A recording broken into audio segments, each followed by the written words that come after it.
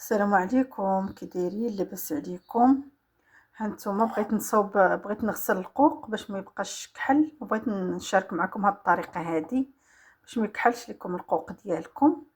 هنا عندي القوق، هنايا عندي القوق اللي مقطع هكا على جوج، وخليت وحده هكا صينه. وهنا عندي الملحه وعندي الحامض، وهذا هو القوق.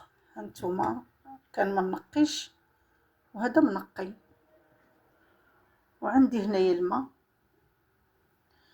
هاد القوق هذا غنغسلوه. عندي الحامض اللي مقطعه واحد الحامضه.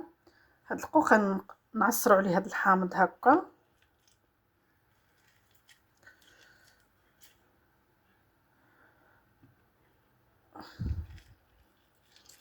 انا كنت شاركت معكم هاد الطريقه هذه وبغيت نعاودها معكم باش تشوفوا كيفاش كيتغسل القوق وما يبقاش كحل. كنزيدوا الملحه اللي عندنا، 2 معالق ولا 3 ولا المهم كل واحد وكنضيف الماء. الملحه واخا ديروها راه من بعد غيتغسل. هاد الطريقه هذه واخا ديروها تبغوا تحتفظوا بها في، هانتوما كنعاودوا نحكوه بحال هكا، تحتفظوا به في المجمد. كتعصروا عليه الحامض، كديروا عليه الملح، وكديروه في شي سوبيره وتخشوه في الفريغو. كيبقى بحال يلاه صايبتوه.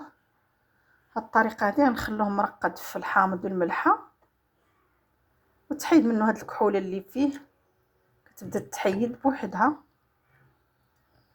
ونتمنى الله تعجبكم هاد الطريقه هذه وديروها. راه دخلوا للقناه ديالي، راه غتشوفوا، راه حاطه معكم واحد الفيديو قصير تشوفوه كيفاش كيبان بيض نقي. نتمنى الله تعجبكم هاد الفكره هذه.